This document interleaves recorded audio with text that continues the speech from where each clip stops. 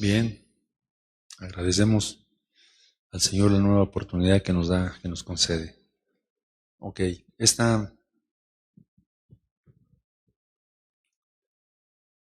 mañana vamos a empezar a hablar,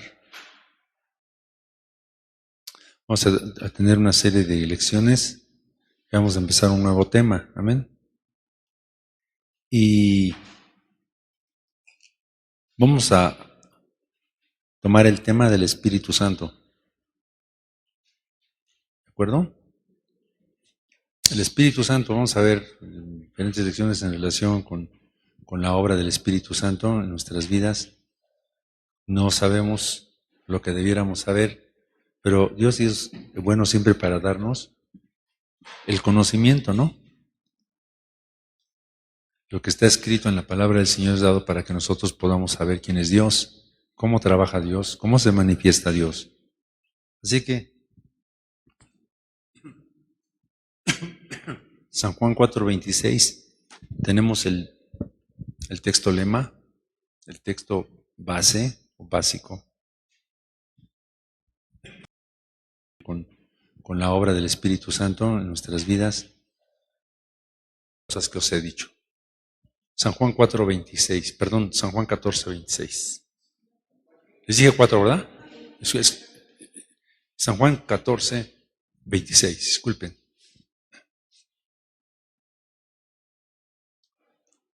¿Sí? ¿Sí? Entonces el Espíritu Santo dice que el cual el Padre enviará en mi nombre, Él os enseñará todas las cosas y os recordará todas las cosas que os he dicho. Perfecto. Entonces, vamos a ver esta mañana algunos puntos. Vamos a ver, déjame ver, son 6 puntos me parece. ¿Sí?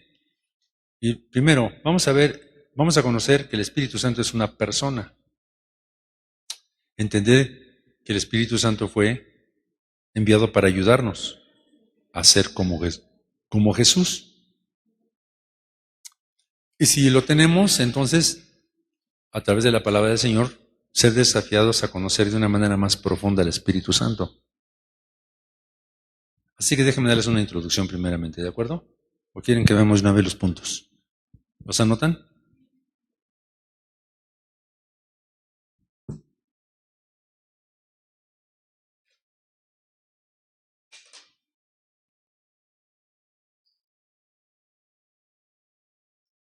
Sí. Y cuarto inciso. Perfecto. Ahora tenemos punto número 1. ¿Quién es el Espíritu Santo? Punto número 2. Él es una persona. Punto número 3. El Espíritu Santo, su personalidad. Tenemos 4 incisos. Su voz personal es sensible, autoridad para prohibir y es un consolador o consuela. Punto número 4. General, ¿no? ¿Sí? Significados y títulos. Significados y títulos del Espíritu Santo.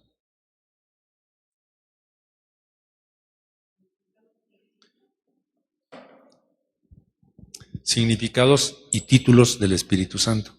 ¿Sí? Mire, se los pongo así para que tengamos más orden en nuestra mente, sobre qué punto vamos viendo y así no nos perdemos tan. ¿Sí? Tenemos aquí entonces un esqueleto. Muy bien. Entonces, luego, el que sigue. Punto número 5. Ya les diste, ¿verdad? 4 ¿qué es? Significados y títulos. Muy bien. Entonces, número 5. Símbolos para el Espíritu Santo. Símbolos para el Espíritu Santo. ¿Sí? O símbolos que representan al Espíritu Santo. Pero lo sintetizamos, símbolos para el Espíritu Santo. Punto número 6, la naturaleza del Espíritu Santo. ¿Sí? ¿Quedó claro? Si les faltó uno, díganmelo. ¿También los 6 puntos? Para irnos rápido, porque si no, no son muchos puntos, ¿no? Pero este es el esqueleto general. Ahora, rápidamente. Por ejemplo, en el conocimiento general, hablamos del conocimiento en general, ¿sí?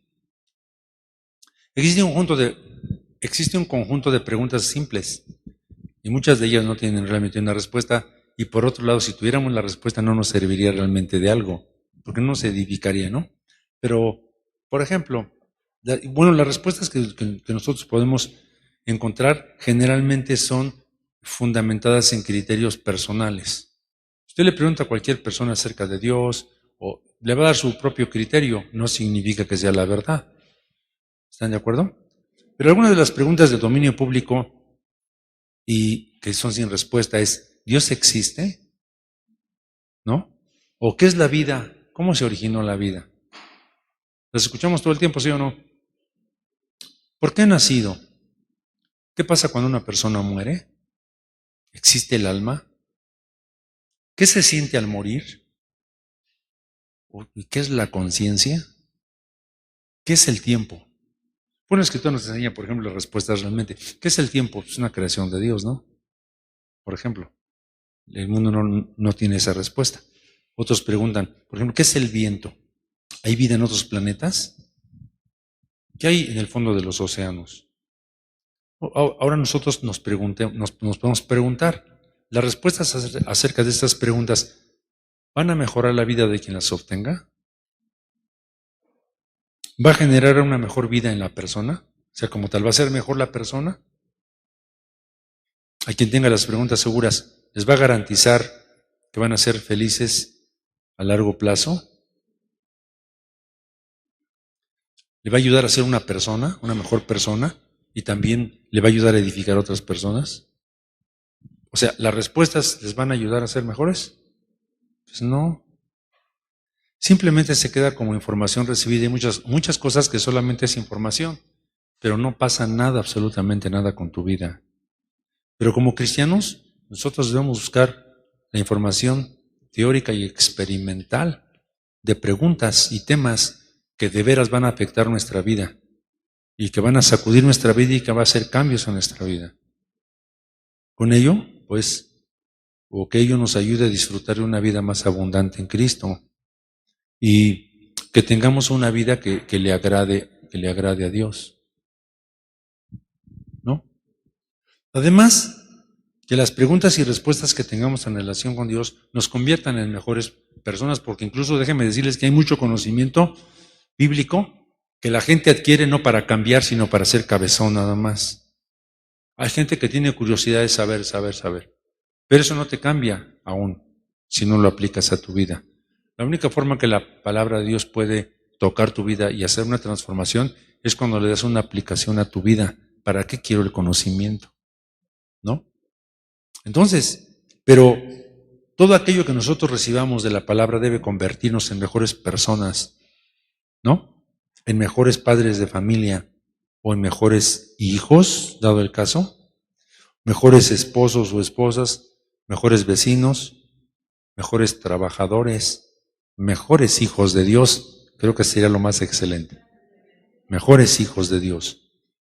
Cristianos que vivan o que sean una extensión de Jesús en esta tierra, que amen a Dios y que ese amor de Dios pueda extenderse a amar a sus semejantes. En relación al aprendizaje del tema que nosotros vamos a tocar, que es el tema del Espíritu Santo, también existen preguntas sobre él. No se predica mucho sobre el Espíritu Santo, pero hay preguntas que son bastante complejas para los creyentes. Y dentro del mundo de los cristianos, la pregunta ha sido incluso de discusión teológica. ¿Quién es el Espíritu Santo? ¿O qué es el Espíritu Santo? ¿Cómo actúa o funciona? Gloria a Dios. ¿Cuáles serían las evidencias de experimentar el Espíritu Santo? Luego, ¿cuáles son los beneficios de conocerlo y también de tenerlo? La otra es, ¿tendríamos nosotros una imagen representativa acerca de él? La pregunta es, ¿tenemos realmente una imagen que representa al Espíritu Santo? Porque en el caso, ¿mandé? Ok, pero nos dice realmente mucho, a la gente le dice mucho, pues no gran cosa, salvo que le estudiemos, ¿no? Salvo que tengamos una revelación. Pero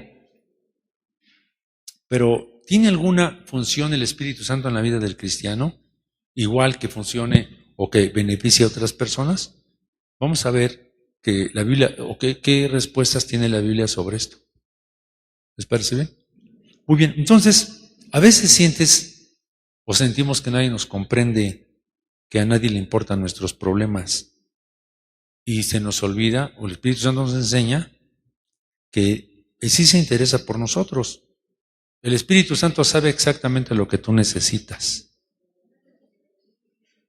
Dios te ama tanto que envió al Espíritu Santo para que sea un amigo y un ayudante especial, para que sea un guía, un maestro efectivo en tu vida.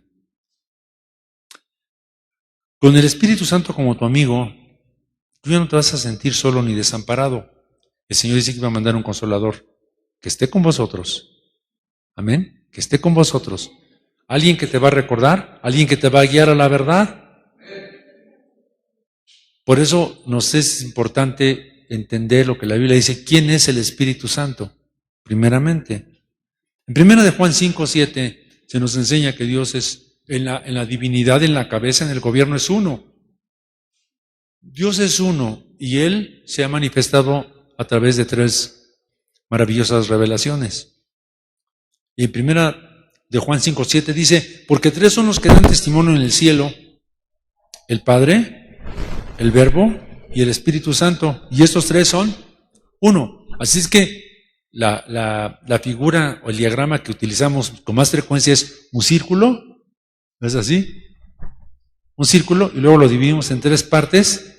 Ponemos el Padre en la parte de arriba, el Verbo en medio y el Espíritu Santo en la parte de abajo. Entonces, ¿los 3 son uno? Contéstenme. Sí. Bueno, si hemos oído algo acerca de este tema, estaremos enterados. Algunos grupos de cristianos mal informados, vamos a decirlo más respetuosamente, no tan bien informados, como hay un grupo que dice que el Espíritu Santo es la fuerza activa de Dios. Y así incluso en su traducción de la Biblia dice que el Espíritu Santo es la fuerza activa de Dios. Pero el Espíritu Santo no es una fuerza, ni es una energía, obviamente, ¿no? Y ellos dicen que es la fuerza activa de Dios que usa para ejecutar su voluntad.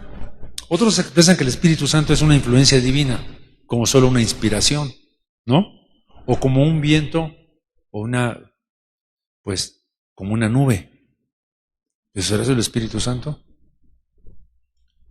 No. Entonces, el Espíritu Santo no es un conocimiento, no es una influencia, no es una sustancia, no es un tipo de fuerza, tampoco es como un fantasma, porque déjenme decirles algo, en las traducciones que se hace, porque ven que en los teléfonos inteligentes hay una traducción de inglés a español, ¿y saben cómo dice cuando es la traducción? El fantasma.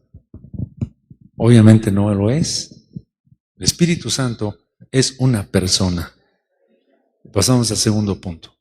¿Quedó claro? No es la fuerza activa de Dios, porque vamos a ver más adelante, cuando hablemos de su personalidad, las funciones que tiene como una persona, y sabemos entonces que es Dios mismo en una función diferente. El Verbo se hizo carne e hizo el sacrificio, que fue su muerte y resurrección, muerte, sepultura y resurrección, y el Hijo de Dios, una vez que fue unido a la gloria del Padre, ascendió a la diestra del Padre, ¿cierto? Pero Jesús dijo, no los voy a dejar huérfanos, voy a mandar al Consolador. Así es que la siguiente persona de Dios, de la divinidad, descendió el Espíritu Santo el día 50, ¿sí?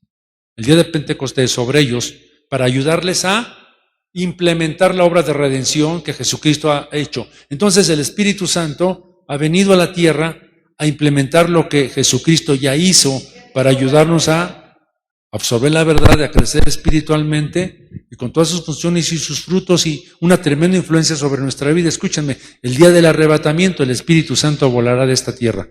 Todavía tenemos la presencia personal del Espíritu Santo sobre la tierra. Durante la tribulación solamente tendremos, o tendrá la gente que se quede, la omnipresencia.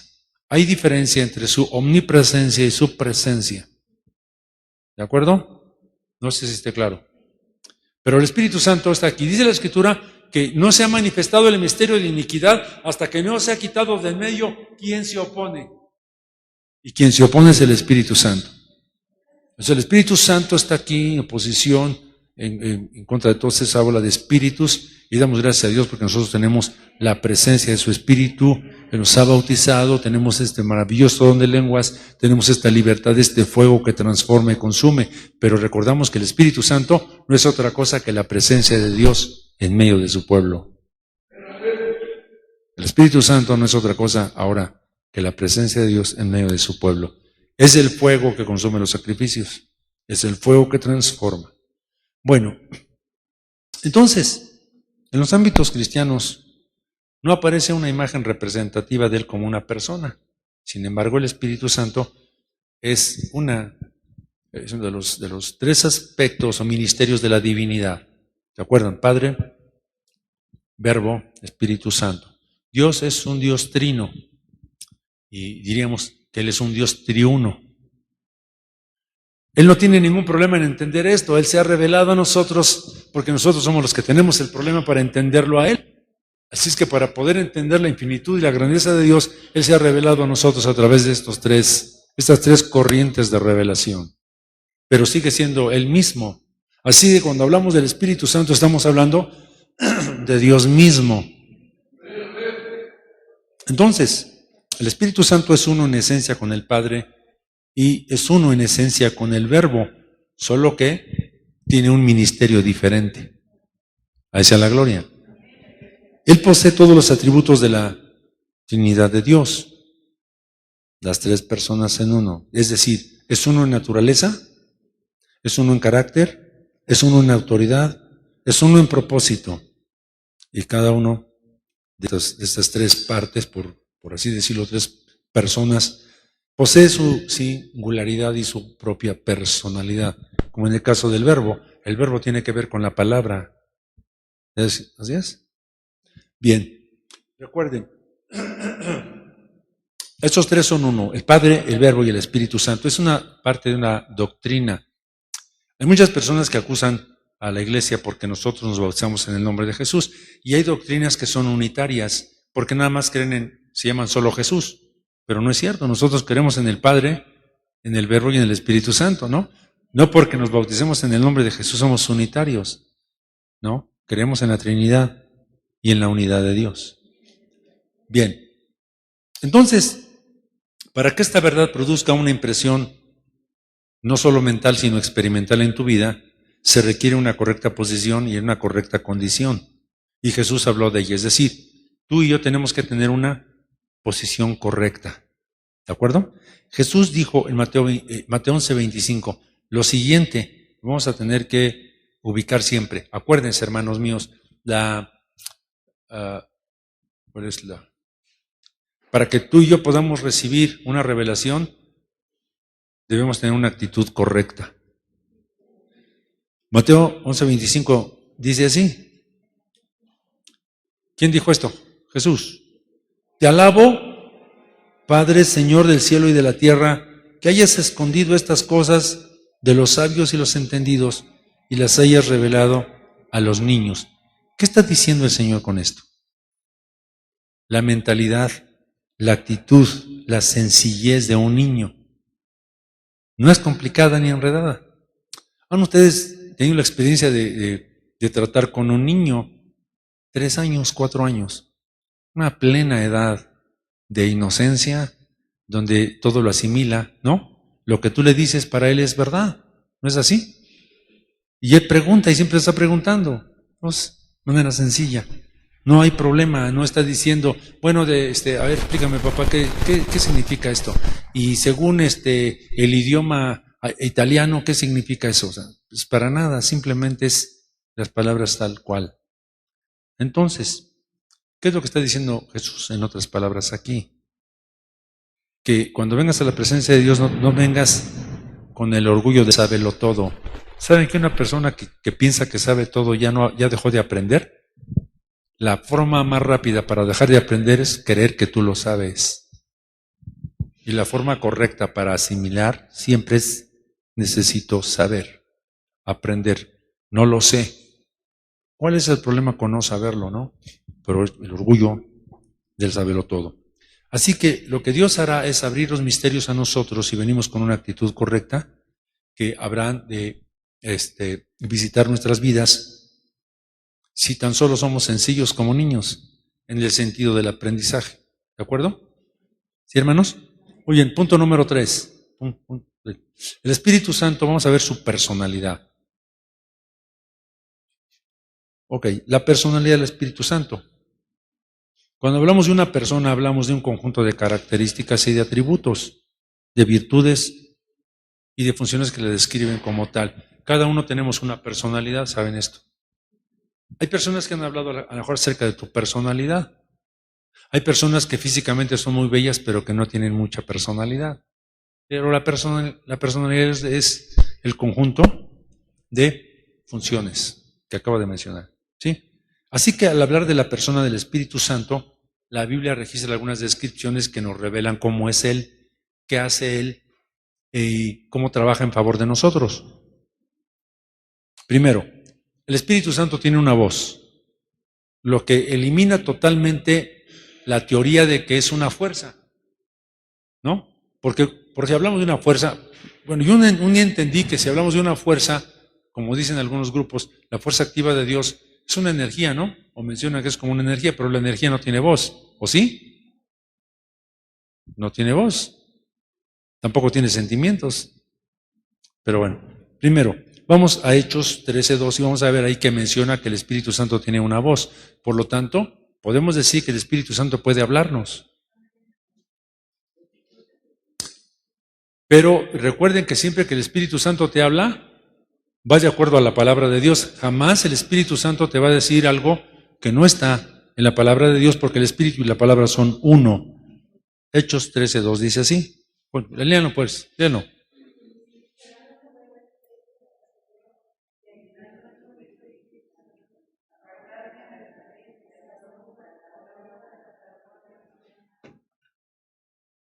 Y dijo el Espíritu Santo, ¿cierto?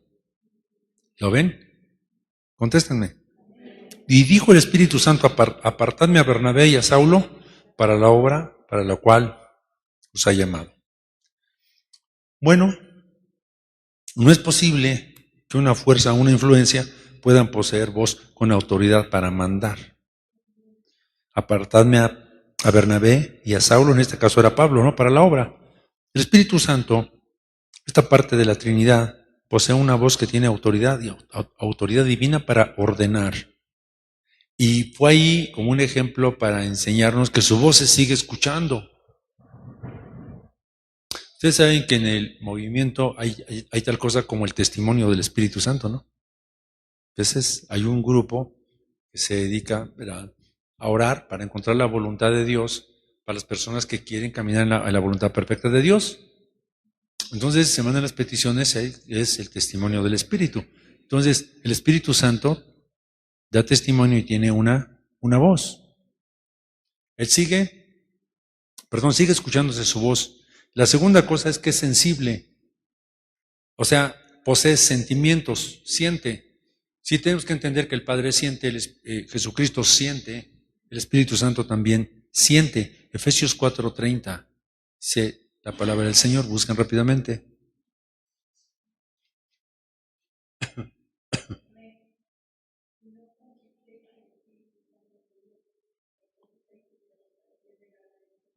Ok, hay un mandamiento aquí que se nos da de no contristar al Espíritu Santo. ¿Por qué? Dice con el cual estáis sellados para el día de la redención. Y sabemos que el sello tiene que ver con un cerco. Hace poco estamos hablando acerca de un sello, los sellos. Un cerco. Pero habla de contristar. La palabra contristar en griego, la palabra es glupeo, significa, estoy hablando del significado griego para contristar, significa herir, significa ofender. Y sabemos que muchas actitudes de nosotros pueden ofender al Espíritu Santo. El Espíritu Santo es muy sensible y se nos ha dado la orden de no herirlo. También significa ofender.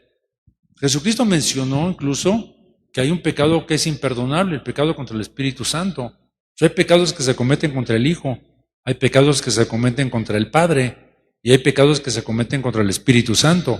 Porque entonces tenemos que tener mucho cuidado las ofensas que hacemos en contra del Espíritu de Dios. También significa causar dolor. Contristar significa causar dolor. Afligir. Por lo tanto, entendemos que tenemos la capacidad de afligir al Espíritu Santo. Lastimar.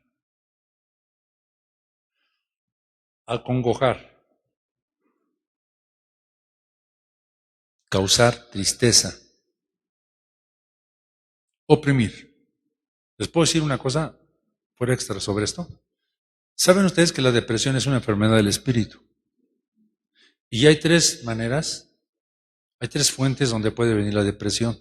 Por lo tanto, entendemos que la depresión en nuestra vida, pues que también sabemos que son tinieblas, vienen de tres fuentes. Una, de la tristeza de nuestro propio dolor, de las cosas que nos duelen, nos afligen. Número dos, puede venir del dolor que otros tienen, que nosotros amamos y que también sufren, pero hay una tercera fuente que es la que ha impactado, porque ahí, ¿qué haces? Cuando tú contristas al Espíritu, pones tristeza en el Espíritu, la aflicción del Espíritu viene a ser puesta sobre tu propio espíritu. Entonces tú vas a sentir la aflicción del Espíritu de Dios porque tú lo has ofendido, y entonces ¿cómo te libras de eso? Por eso el Señor dice que no debemos contristar al Espíritu de Dios, que es causar tristeza. Tenemos que ser cuidadosos cómo caminamos con Dios, cómo tratamos las cosas de Dios.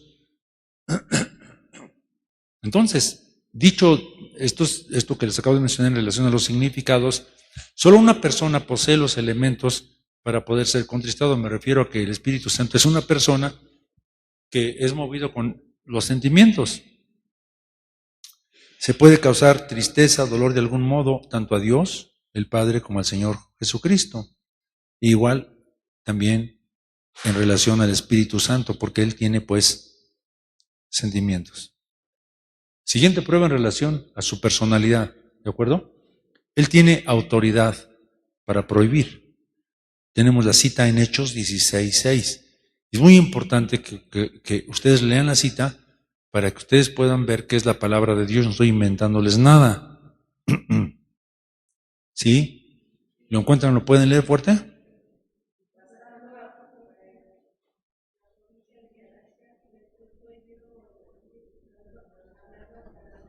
Fíjense, dice que ellos iban pasando por Frigia, la provincia de Galacia. Y dice, les fue prohibido por el Espíritu Santo hablar la palabra en Asiria.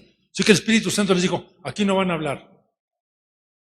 Por lo tanto, tenemos que entender que el Espíritu Santo tiene autoridad para decirle a un predicador que predique o no predique.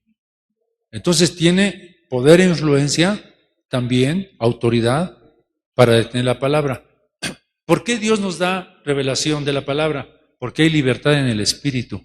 Las personas y las iglesias que obstruyen la labor del Espíritu Santo van a obstruir también la labor de la palabra, ¿no? La palabra prohibido, griego, significa prevenir. Sí, porque aquí dice, y pasando por Frigia, en la provincia de Galacia, les fue prohibido por el Espíritu. Es decir, que el Espíritu prohibió.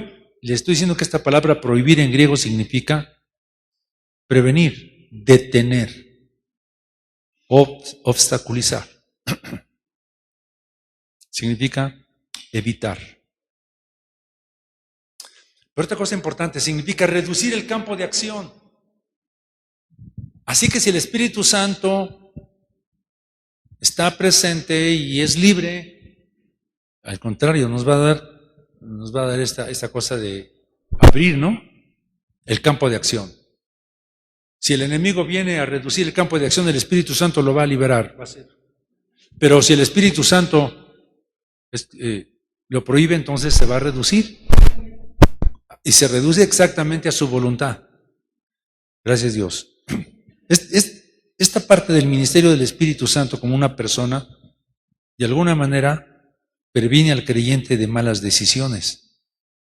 Lo previene de peligros en la aplicación de acuerdo a los significados de la palabra prohibir. lo que significa es que el Espíritu Santo te evita muchas cosas para prevenirte, para protegerte, para evitarte problemas, para evitarte situaciones. Si buscamos la voluntad de Dios a través del Espíritu Santo y Dios nos dice no en alguna área, tenemos que aceptar la restricción porque Dios va a evitarnos problemas. Otra cosa, va a evitarnos o reduce el campo de acción de los enemigos espirituales. Escúchame, el Espíritu Santo limita el ataque de ellos. El Espíritu Santo limita el ataque de los enemigos espirituales. Pues es importante que nosotros busquemos en oración, y la más grande batalla que podemos ganar en oración, cuando se levantan enemigos y nosotros nos ponemos en las manos del Espíritu Santo, Él va a reducir el campo de acción de los enemigos en contra. Bendito el nombre del Señor. Ya hay poder en su nombre, aleluya. Y hay poder en su Espíritu. La siguiente cosa, la cuarta cosa que hace el Espíritu Santo en relación a su personalidad es que consuela. Y aquí vamos a encontrar 3 significados en la palabra consolar. ¿Sí? Porque solamente consuela. También aboga. Bueno, primero vamos a ver. En San Juan 14, 26 dice, y léanlo por favor.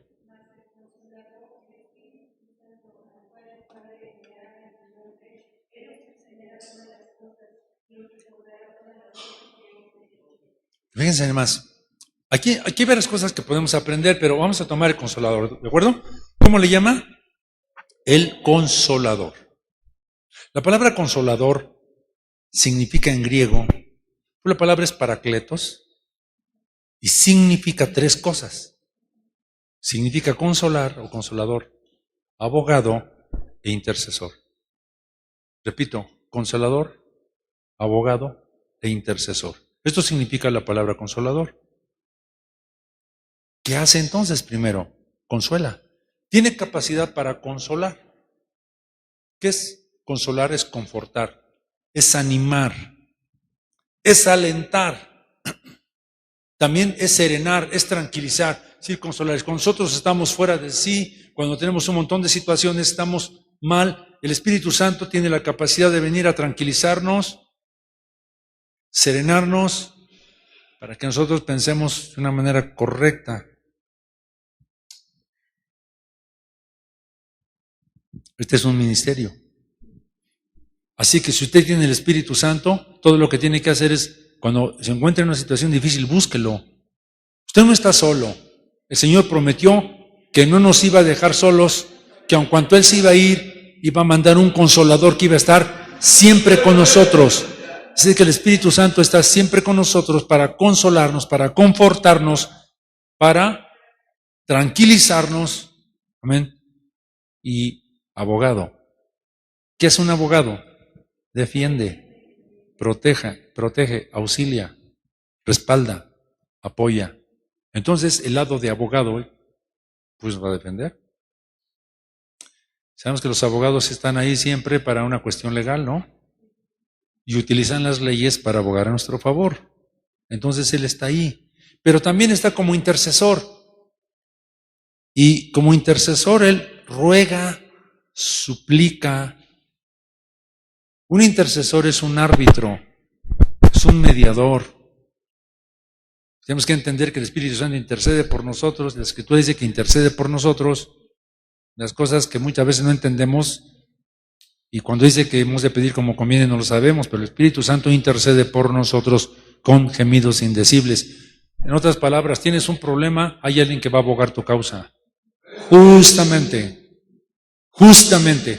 ¿Ante quién va a ir? Ante el juez más grande que existe, que es Dios. Y que Dios es un Dios justo. A Él sea toda la gloria. Así que hablar del Espíritu Santo como una persona es un tema infinito. No tiene realmente límites porque Él mismo es infinito. Por eso necesitamos aprender algo acerca del Espíritu Santo para que por medio de este tipo de lecciones nosotros seamos beneficiados, tengamos una mayor claridad cómo trabaja en favor de nosotros, porque Él es el que está con nosotros. A Él sea toda la gloria. Creo que siguiente punto. Significados del título. El cuarto punto, ¿va? Aquí, ya no lo apunté aquí, lo apuntan. Significados o títulos del Espíritu Santo. Vamos a Romanos 5:5.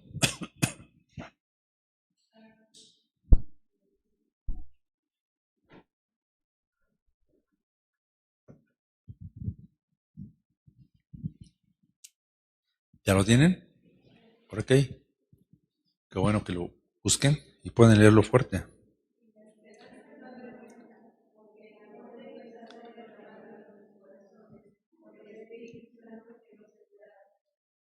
Ok, déjame darle dos significados aquí. ¿Qué significa la palabra espíritu?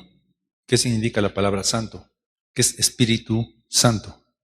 Este es el título que se nos ha dado de él, ¿cierto? Ahora hablemos del título. ¿Qué significa la palabra espíritu? Siempre que encuentren en la Biblia espíritu con mayúscula se refiere al espíritu de Dios. Cuando se refiere con minúscula, espíritu del hombre o espíritu, cualquier otro espíritu. Pero la palabra hebrea para espíritu es ruach. Ruach. Y significa lo siguiente, si quieren anotarlo. Espíritu significa aliento, significa soplo, también significa inteligencia. De ahí que entendemos que el Espíritu Santo es una persona inteligente. Significa coraje. Es coraje en el sentido de con vitalidad, ¿no? Significa ánimo, avivar. También significa refrescar. ¿Ustedes se acuerdan de la nube que cubría el pueblo de Israel?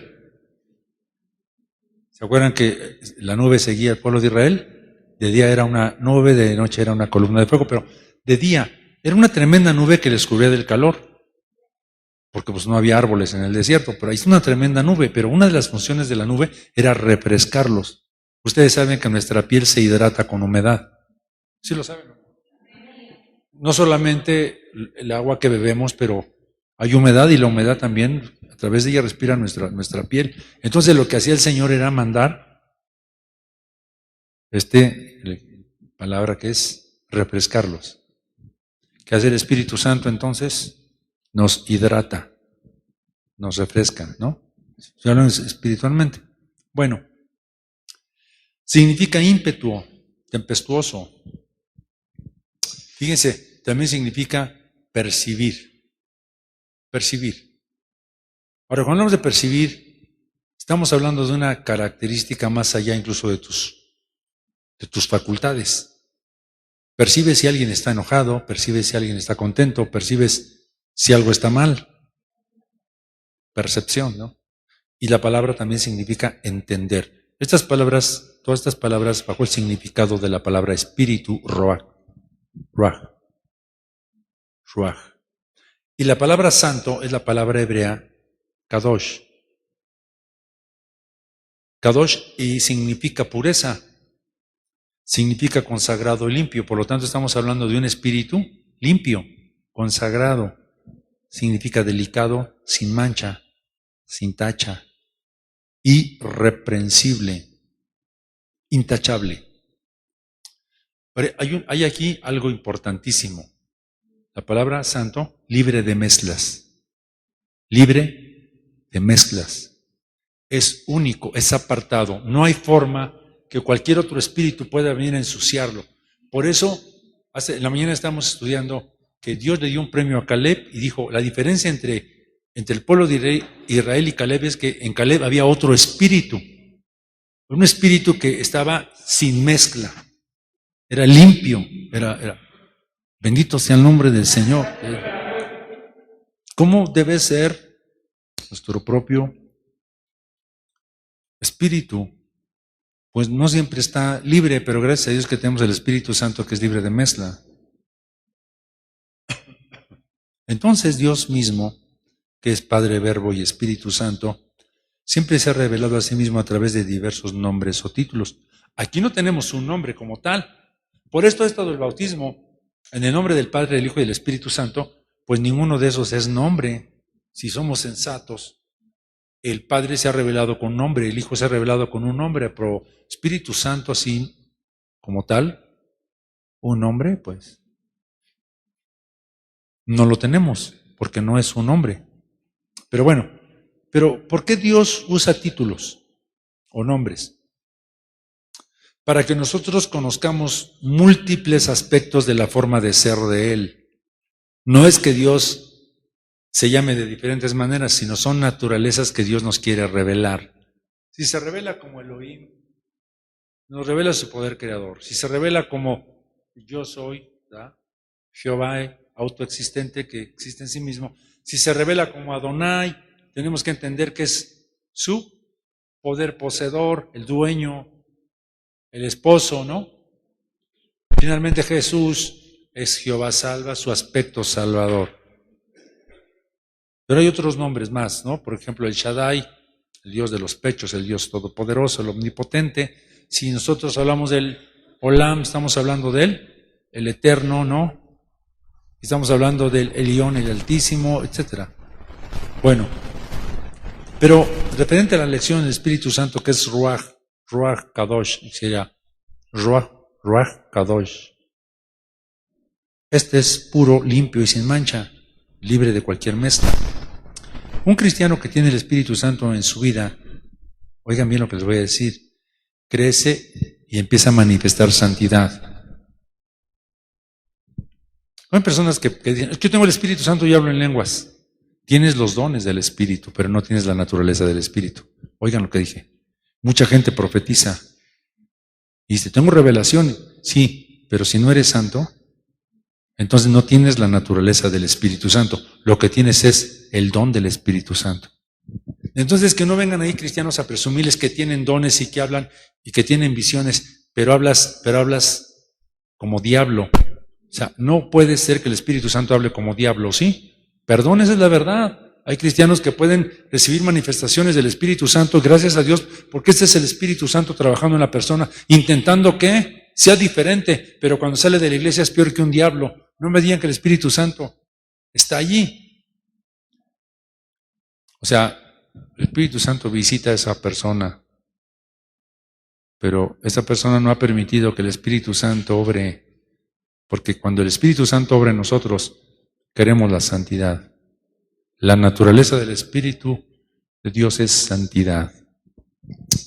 Bien, entonces, y eso nos da la fuerza para seguir adelante, aviva nuestra vida, nos hace inteligentes. ¿Oyeron?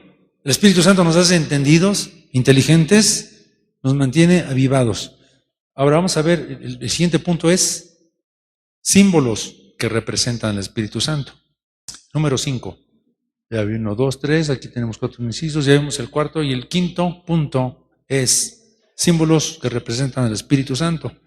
Ahora yo necesito aquí, déjenme ver, 1, 2, 3, 4, 5, 6. 1, 2, 3, 4, 5, 6 personas que me ayuden a buscar en la Biblia. Ok, 1, 2, ¿nadie más? 3, necesito 3 personas más que me ayuden a buscar. 4, hermano, 2 personas más. 5 y 6, ¿de acuerdo? Bueno, a ver. ¿Sí tienen, les di un número a cada uno? Sí, correcto. Ok, bueno, entonces, porque cada uno de ustedes va a leer un título del Espíritu Santo. Así que lo leen con cuidado y ustedes me van a decir cuál es el título, ¿sí? Les voy a dar las citas. Número 1, Mateo 3:16.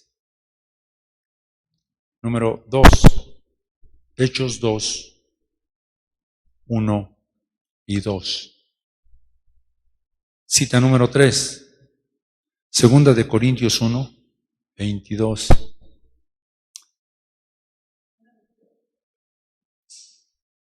Segunda de Corintios 1, 22. ¿Sería cuarta cita? Efesios 1, 13, 14. Y luego 5. Hechos 2, 3.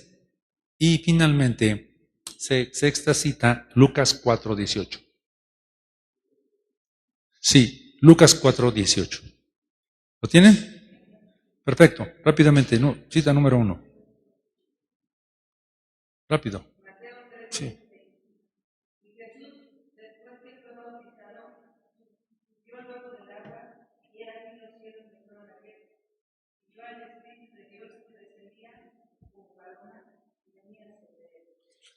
¿Cuál es el símbolo que representa aquí? Una paloma. Hechos 2, 1 y 2, rápidamente.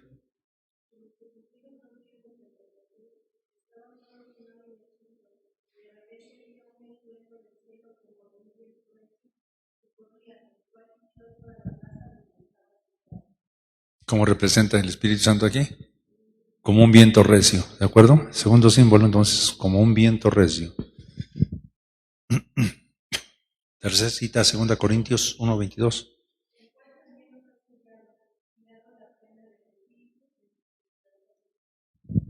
¿Cómo es simbolizado allí?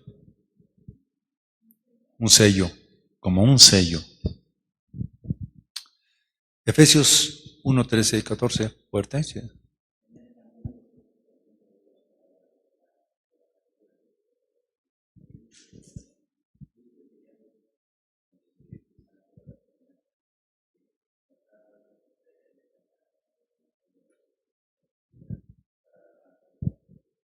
¿Qué es el Espíritu Santo, hermano? ¿No? ¿Fuiste sellados? Las arras, ¿no? Unas arras. ¿Verdad que sí? Porque no es el sello, pero las arras. Entonces aquí está tipificado como unas arras. Yo podría detenerme aquí a explicarle cada uno de estos, pero como estamos viéndolo a general, solo le estoy dando, ¿sí? Los símbolos. Muy bien. Hechos 2, 3. Siguiente cita. ¿Quién la tiene?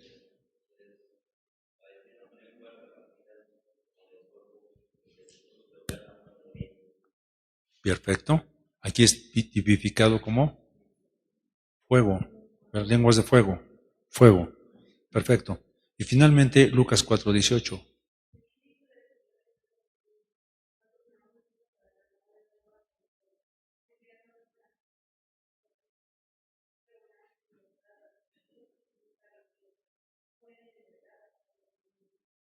Okay. ¿Cómo está tipificado el Espíritu Santo allí?